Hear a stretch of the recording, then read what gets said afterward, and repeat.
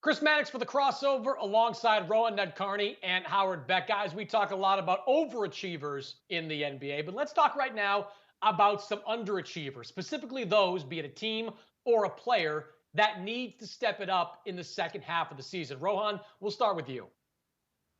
Chris, I think we need to see more from the Denver Nuggets in the second half of the season. Denver hasn't been bad coming off their conference finals appearance in the bubble. At the same time, they've been overtaken in the West by teams like the Suns and the Jazz. Obviously, the Lakers and the Clippers are always going to be near the top. Denver has had a bit of a weird season. Some injuries have kind of held them from being in the top four of the West like they've been the last couple of years. But they seem to have found something towards the end of the first half there, playing Michael Porter Jr. minutes at the four. That seems to have unlocked something for them that works. Defensively, they haven't really been good for much of the season. They've shown a little bit of improvement on that end of the floor.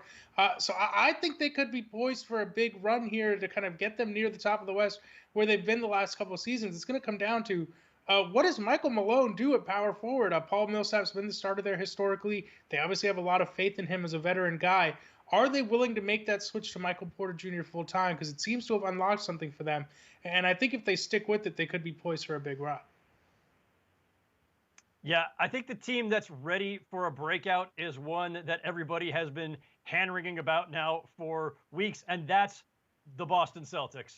Look, they've had a choppy first half of the season, and some of that is due to circumstances out of their control. Kemba Walker being on the shelf to start the season and having a tough time kind of reintegrating himself, and then Marcus Smart being out for the last months plus.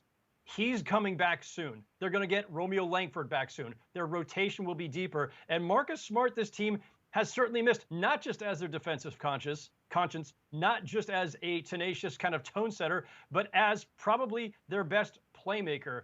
And look, we know this team is better than this. We saw it last season. I know they lost Gordon Hayward. They're not exactly the same team. They're definitely better than this, though. They did end the pre-All-Star part of the schedule on a 4-game winning streak with some good wins against the Raptors, the Clippers. They look like they're ready to pull themselves together and get back on track. I'm going to go with Pascal Siakam because at some point there needs to be like a 30 for 30 done on what's happened to Pascal Siakam. You go back to November of 2020, and Siakam was an MVP candidate. You fast forward to August of 2021, and Pascal Siakam can't shoot. Now, this year has been a mixed bag. In January, he was shooting 20% from three. In February, he bumped that up to around 36, 37% from three. So maybe we are seeing a player that is starting to turn the corner, but it has been, Rohan, an incredibly strange year for a guy that I thought in the first quarter of last season was ready to bust out. And this Raptors team has really struggled. They've been up and down. They had a slow start to the season. They turned it around. February was kind of a mixed bag.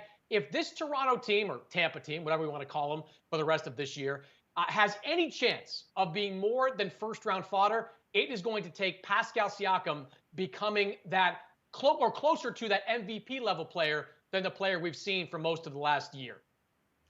Yeah, Chris, that's a great point. I mean, obviously they gave him that big contract. They expect him to be the future of the franchise. I think so far Fred VanVleet's been their best player this season, which I don't think many in the organization probably even expected when they signed Siakam to that deal over a year ago.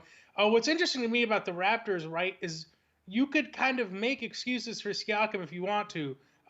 Perhaps he did struggle with the bubble.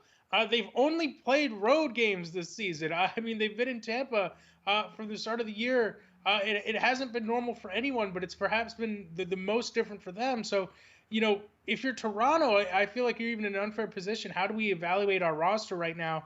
It's been so long since we have any semblance of what it's been like to be in a normal NBA season. So I'm with you there.